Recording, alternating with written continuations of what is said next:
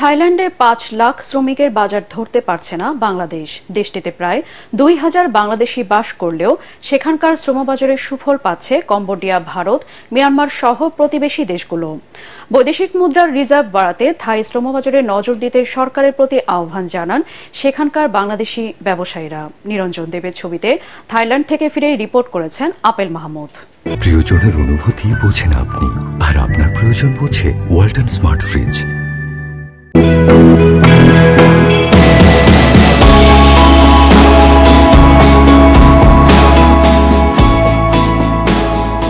বিশ্বজুড়ে পর্যটকদের অন্যতম আকর্ষণীয় স্থান থাইল্যান্ড।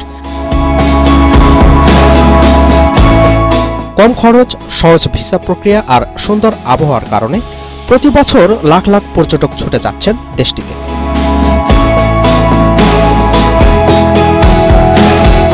সাদা বালির সমুদ্র সৈকত, রাতে ঘোরাঘুরি আর দর্শনীয় স্থাপনা দেখতে ভিড় করছেন অনেকেই।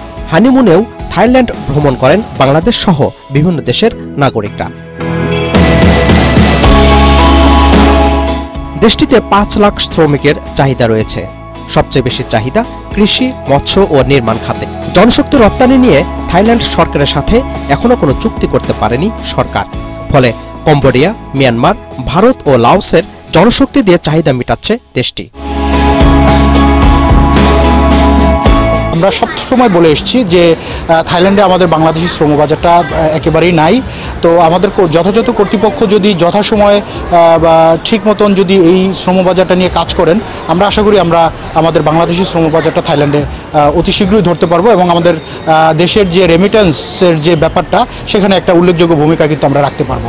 ওয়ার্ক পারমিট ভিসায় থাই নাগরিকদের সাথে যৌথভাবে রেস্টুরেন্ট, আবাসিক হোটেল, পোশাক, পর্যটন ব্যবসা করছেন প্রায় ৮০০ বাংলাদেশি। এসব প্রতিষ্ঠানে নিয়োগ দিতে হচ্ছে প্রতিবেশী দেশগুলোর শ্রমিকদের। এখানে দেখেন পার্শ্ববর্তী দেশ আমাদের ইন্ডিয়া, মিয়ানমার বলেন, ভিয়েতনাম, কম্বোডিয়া, ওরা কিন্তু এখানে ব্যবসা করে যাচ্ছে, কিন্তু আমরা বাঙালিরা আমরা ব্যবসা এখানে করতে পারতেছি না, কেননা আমরা আসতেছি না। আমাদের ধারণা ভুল।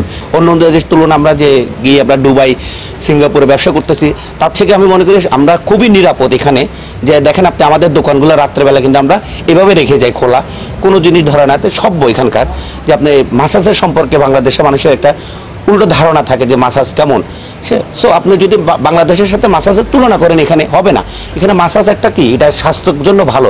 যেমন বাংলাদেশের ডাক্তাররা সাজেস্ট করে থাকে যে থেরাপিটা কি ভাই, মাসাজই তো। এই মাসাজটা এখানে দেখেন। তো যারা আসবে না তাদের সব ভুল ধারণা।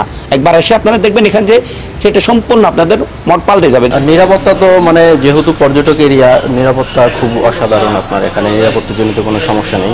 দীর্ঘ ২৮ বছর আছে, তো challenging, life is challenging, but most of the time is success. It's up to hardworking people has always success.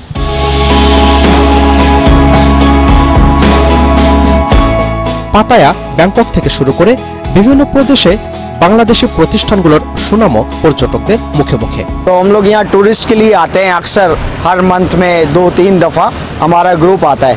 लेकिन हम इस पूरे थाईलैंड में ये एक बंगला रेस्टोरेंट है, बहुत अच्छा है। इसका खाना बहुत अच्छा है, लजीज है। हमारे सब फ्रेंड्स को अच्छा लगता है, हम लोग खाते हैं, एंजॉय करते हैं, और बहुत रिजनेबल है और बहुत अच्छा फूड है, टेस्ट अच्छा है। आप इसको हलाल भी अल्हम्दुलिल्लाह यहाँ सब कुछ मिलता है। मुसलमान आके इजी बेधड़क होके खा सकते हैं। पाकिस्तानी आते हैं, इंडियंस आते हैं, और पंजाब के लोग आते हैं, बंगला के तो बहुत ज़्यादा आते हैं। और इनका जो है आगे से रिस्पांस अच्छा है, इनकी सर्विस बहुत अच्छी है। हम लोग तो बहुत सेटिस्फाई हैं इनसे, और आप लोग भी आएँ। उधर का सर्विस बहुत अच्छा है, सब लोगों का इखलाक बहुत प्यारा है, और माशाल्लाह इखलाक के साथ साथ टेस्ट बहुत अच्छा है, खाना बड़ा अच्छा है। मैं आप सब बंगाली भाई से अपील करता हूँ कि आप लोग भी आएँ, इधर आके खाना खाएँ, इंशाल्लाह आपको सर्विस भी अच्छा मिलेगी।